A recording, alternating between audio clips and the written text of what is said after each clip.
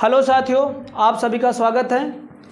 आज हम लोग क्लास 8 का सब्जेक्ट चल रहा था, जो कि चैप्टर था युगपत समीकरण, जिसको बोलते थे।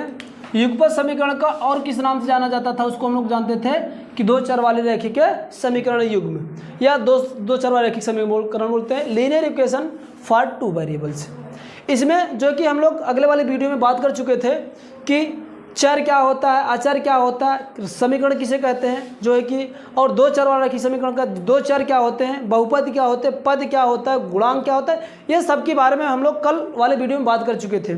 अगर वो वीडियो आप लोग नहीं देखे हैं तो नीचे जाइए लिंक पे, वहाँ से लिंक डिस्क्रिप्शन मिलेगा, आप वहाँ पर जाकर वीडियो को पूरा देख लीजिए, जिससे ये जो मेथड है आगे वाली प्रोसेस आपको बेटर समझ में आए। तो इस वाले वीडियो में आज हम जो चर्चा करेंगे मेनली युगपत समीकरण को हल करने की विधियाँ क्या क्या हैं, कि किसी भी दो चर वाले रैखिक समीकरणों को किस तरह से सॉल्व किया जाता है और कौन कौन से तरीके होते हैं, उस तरीकों को आज हम लोग सीखने का प्रयास करेंगे। मेनली कि जो आप लोग व्हाइट बोर्ड पे दिख रहा होगा कि 4 विधियां होती हैं किसी भी दो चर वाले समीकरण को हल करने का। पहला मेथड आप लोग का है कि सारणी विधि, जिसको बोलते हैं टेबल मेथड बोलते हैं। टेबल मेथड का कुछ नहीं होता है, हम जानते हैं कि इस टाइप के क्वेश्चन जहाँ पर रहेंगे उसमें दो इक्वेशन दे रखेगा। इसका मैंने कल स्टैंडर्ड फॉर्म भी बताया था, स्टैंडर्ड फॉर्म में फिर से लिख रहा हूँ, ax प्लस का by प्लस का c1 इज इक्वल टू 0, और दूसरा था a2x प्लस का b2y प्लस का c2 इज इक्वल टू 0। ये दो स्टैंडर्ड फॉर्म होते थे, जहाँ पर a1 b1 c1 और a2 c2 b2 ये जो थे क्या थे, आपका कांस्टेंट वैल्यू थे, कुछ भी आपका वैल्यूज थे। तो इस तरह से दो इक्वेशन होगा। पहले वाले का क्या है, जो आपका सारणी विधि है, पहले वाले से एक सारणी बनाएंगे, दूसरे वाले का दो सारणी बनाएंगे, दोनों सारणियों को देखेंगे जिसपे x और y की वैल्यू बोथ आर सेम आ जा रही थी, तो वह हम वहाँ पर सोल्यूशन निकाल कर रख देते हैं कि कह देते हैं कि x और y का मान ये होगा। और दो चर वाले समीकरण हल निकालने का मतलब यही है कि जो उसमें दोनों वेरिएबल दे रखेंगे, यानी दोनों चर राशियाँ दे रखेंगी, उसी का हमें क्या होता है, मान निकालना होता है। तो पहला मेथड है आपका सारणी विधि, जो कि मैंने बताया कि सारणी ऐसे बनेगा, यहाँ पर एक सारणी यहाँ पर बनाएंगे, इस तरह से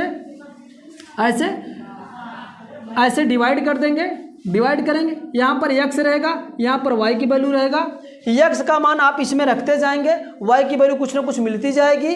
फिर इसके बाद सेकंड का दूसरे क्वेश्चन को बनाएंगे, दूसरे क्वेश्चन वाला सारणी बनाएंगे इस तरह से। यहाँ पर भी वही प्रोसेस करना है, क्या करेंगे, यहाँ पर x की वैल्यू रखेंगे, यहाँ पर y की वैल्यू रखेंगे, x की वैल्यू रखते जाओ अपने मन से, स्वतः रखते जाओ, y की वैल्यू कुछ ना कुछ मिलती जाएगी। इस वाले सारणी में और इस वाले सारणी में जहाँ पर x और y दोनों की वैल्यू सेम कर जाए, यानी जैसे मान लो कि मैंने यहाँ पर x की वैल्यू 1 रखने पर समीकरण इसमें y की वैल्यू हमारा 2 आ गया, क्या आ गया, 2 आ गया। तो उसी तरह से इस वाले में किसी भी मान में अगर कहीं पर भी 1 रखने पर y का मान 2 आ जा रहा है, इस दोनों की वैल्यू सेम कर गई, तो हम कहेंगे कि इस समीकरण, इन दोनों समीकरण में x और y का जो सलूशन होगा, x का मान 1 होगा और y का मान क्या हो जाएगा, 2 होगा। इस तरह से हम टेबल मेथड का सलूशन करेंगे, चिंता ना करो, आगे मैं पूरा डिटेल से बताऊंगा। दूसरा मेथड इसका है आपका, क्या है, प्रतिस्थापन। नाम से एकदम स्पष्ट है, प्रतिस्थापन।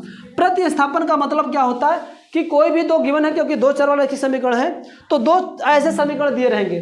करना क्या है, पहले वाले समीकरण से चाहे x की वैल्यू निकालो, चाहे y की वैल्यू रिमूव करके सेकंड वाले इक्वेशन में रख दोगे, तो वहां से आपका दोनों की वैल्यू फाइंड हो जाएगी। तो ये जो मेथड होता है उसको हम बोलते हैं क्या, प्रतिस्थापन विधि बोलते हैं, जिसको सब्स्टिट्यूशन मेथड बोला जाता है। थर्ड आपका विलोपन विधि है, जिसको एलिमिनेशन मेथड बोला जाता है। विलोपन विधि है जिसको एलिमिनेशन मेथड बोला जाता है। एलिमिनेशन मेथड का मतलब होता है जैसे दो इक्वेशन इस तरह से दे रखे हैं, दोनों में से कैसे भी करके जबरदस्ती जिसको बोलते हैं, जबरदस्ती करके या प्रेम पूर्वक, अगर प्रेम पूर्वक मान जा रहा है तो अच्छी बात है, नहीं प्रेम पूर्वक मानता है तो उसको जबरदस्ती तरीके से किसी एक को कैंसिल आउट करना पड़ेगा, चाहे इसको कैंसिल आउट करो चाहे इसको कैंसिल आउट करो।